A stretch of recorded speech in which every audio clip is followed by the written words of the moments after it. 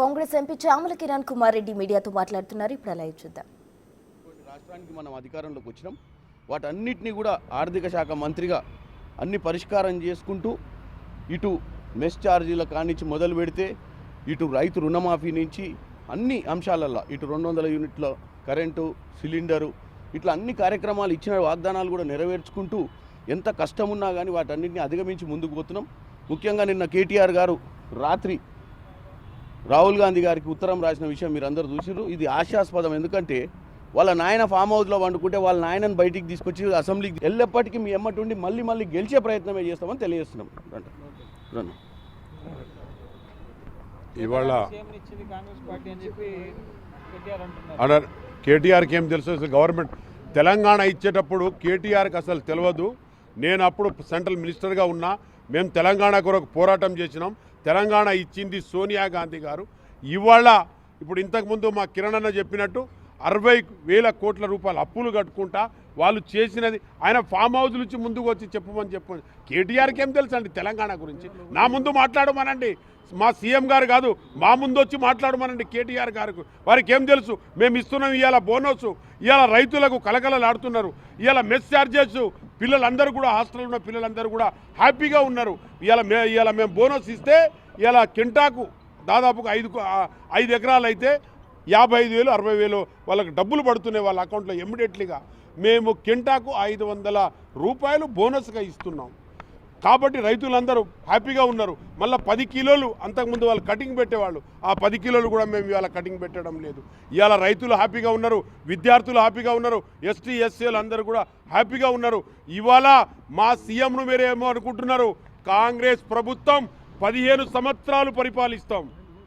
కాంగ్రెస్ ప్రభుత్వం 15 సంవత్సరాలు మేము తప్పకుండా పరిపాలిస్తాం. ఇవాళ చెప్తున్నా కేటీఆర్కు మా సీఎం గారు రేవంత్ రెడ్డి ఎక్కర్లేదు, నేను ఒక్కరిని చాలు నాతో మాట్లాడమని. అసలు తెలంగాణ ఇచ్చేటప్పుడు కేసీఆర్ గారు హౌస్లో ఉన్నారా?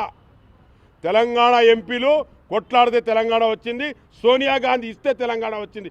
కేటీఆర్ రాహుల్ గాంధీకి చిట్టి రాయడం వల్ల ఎఫెక్ట్ ఏం లేదు. రాహుల్ గాంధీ మమ్మల్ని అడుగుతాడు, మా విచారణ తీసుకుంటాడు.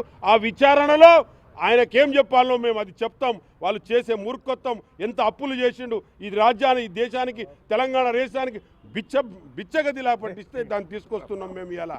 వారి కేటీఆర్కు ఖబర్దార్. కేటీఆర్, నువ్వు ఇంకోసారి మా విషయం నీకు ఎప్పుడైనా మేమైనా అడిగినామా?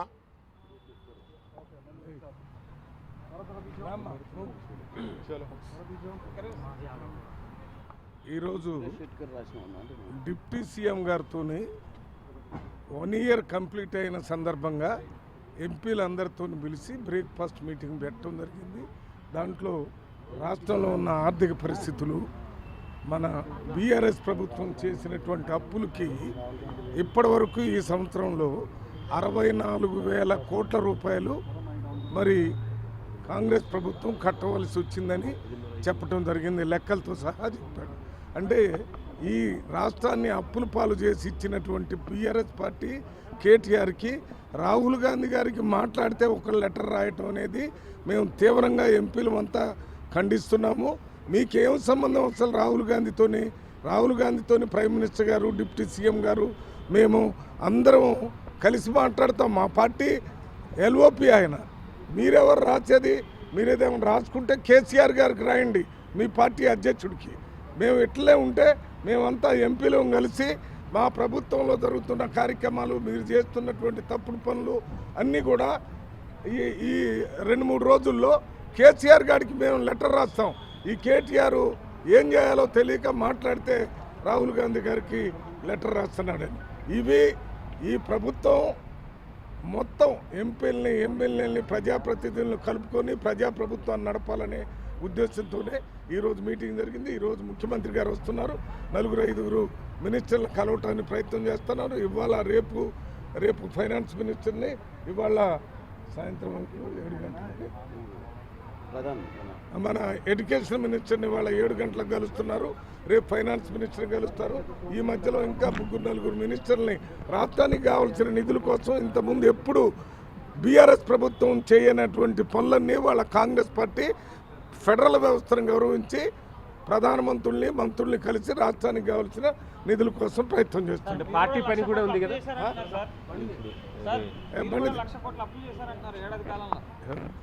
మీ గవర్నమెంట్ మా 1,00,000 కోట్లు ఎక్కడ 7 లక్షల కోట్ల రూపాయలు ఖర్చు పెట్టి మీరు ఇక్కడ పెడితే ఈ 1,00,000 కోట్లు అప్పు చేసి వాళ్ళు ఇవ్వాల్సినటువంటి అప్పు ఇవ్వడానికే సరిపోతుంది.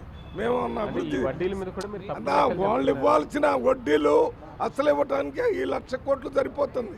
దేనికోసం మరి ఏ రకంగా ప్రభుత్వం నడపాలి కదా. అప్పు తీర్చడానికి అప్పు చేయటం అనేది వాళ్ళ అప్పులు తీర్చే పరిస్థితి ఉండాలి కదా. మనకు నెలకి ఎంత వస్తుందో 18,500 కోట్లు వస్తుందట. మరి అందులో ఈ అప్పు తీర్చాలంటే కుదరటం లేదు. కానీ కంపల్సరిగా మనం అప్పు తీసుకోవాల్సిన పరిస్థితిని వాళ్ళే